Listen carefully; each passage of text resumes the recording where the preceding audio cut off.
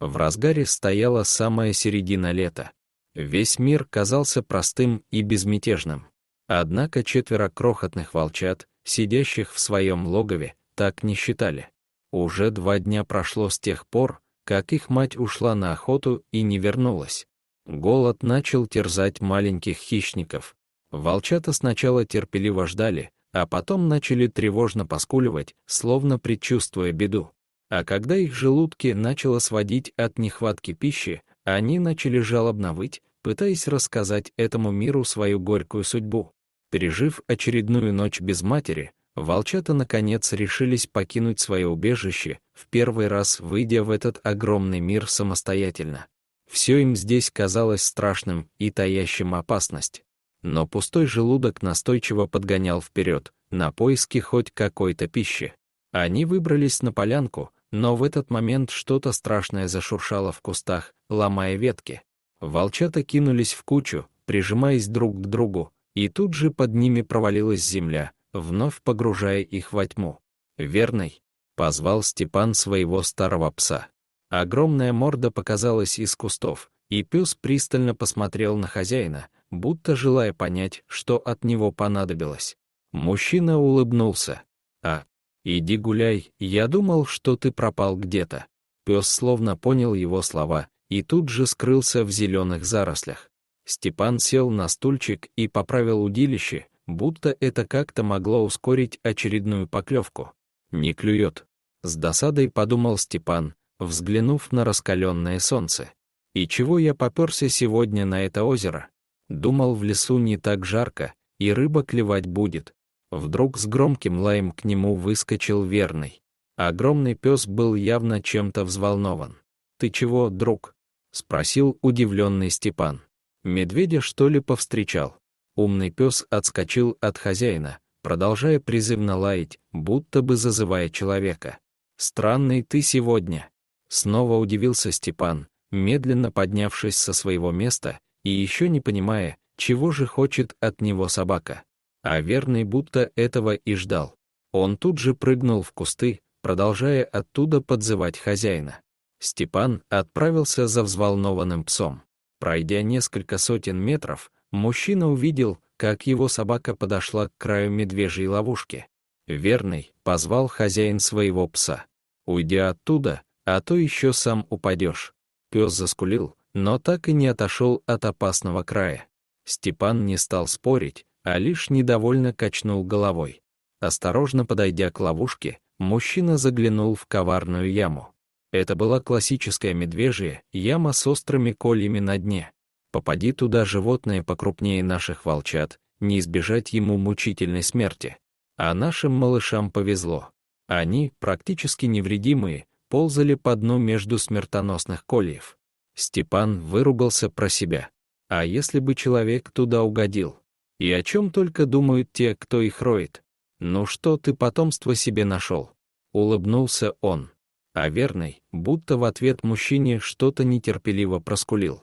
«Ладно, будь по-твоему», — проворчал мужчина, раздумывая, как ему будет легче вытащить малышей. Теперь Верный взял шефство над 4 серыми хищниками. Будто приемный папа, он тщательно следил за ними, уча навыкам и согревая по ночам собственным телом. Волчата быстро привыкли к нему и к человеку, который каждое утро и вечер приносил им еду. Волчий организм позволил маленьким хищникам быстро отойти от стресса и начать интенсивно расти. К концу осени волчата стали уже самостоятельными подростками, способными охотиться и добывать себе еду. Они по-прежнему уважали старого пса, принимая его за отца, но все чаще самовольно уходили в лес, повинуясь инстинктам. А к весне волки ушли насовсем. Верный сильно переживал. Теперь все реже он сопровождал своего хозяина на лесных прогулках, предпочитая оставаться дома. «Ну чего ты, старик, грустишь?» — трепал своего пса по голове Степан. «Они же молодые, им свобода нужна. Ты себя вспомни». Пес, довольный вниманием хозяина, пытался ответить на его ласки, но гулять все же отказывался. Может быть, годы уже взяли свое, а может, собачье сердце тяжело переносило это расставание. Теперь Степан один шел по лесу, собирая первые в этом году грибочки. Год обещал быть урожайным, так как дожди шли регулярно и стояла теплая погода.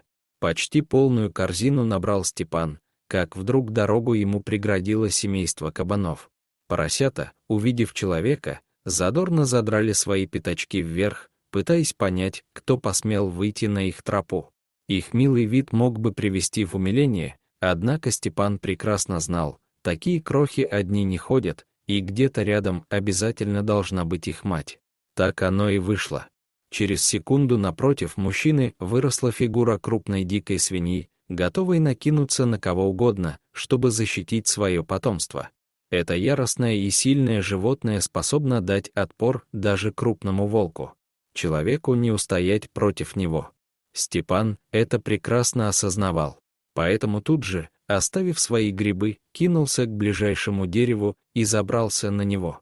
Но кабаны, как назло, будто бы и не думали покидать это место. Недовольная мама ходила вокруг дерева, запрокидывая рыло, чтобы разглядеть скрывшегося наверху человека. Она хотела скинуть наглеца и разорвать его на части. «Плохо дело», — подумал Степан. «Так она и ночевать меня тут заставит». И не найдя ничего лучшего, мужчина принялся кричать, зовя на помощь, или хотя бы попытаться отпугнуть своим голосом кровожадное животное.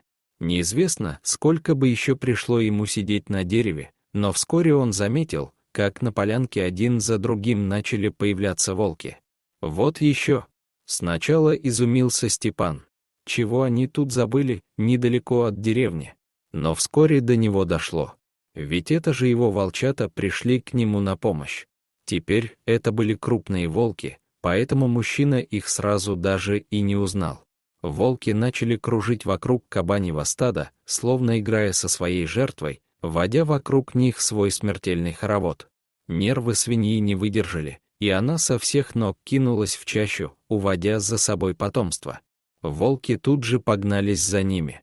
А Степан смог спуститься со своего укрытия и, забрав свою корзинку, отправился домой. Всю ночь он после этого вспоминал, как серые хищники пришли на его голос и спасли от жестокой расправы. Почему-то от этих мыслей слезы накатывались сами собой. Но не потому, что мужчине было страшно, а потому, что он понял, что добро понимают даже дикие животные. И даже они умеют быть благодарными. Дорогие зрители, если вам понравилось это видео, то ставьте лайк и подписывайтесь на наш канал. До свидания.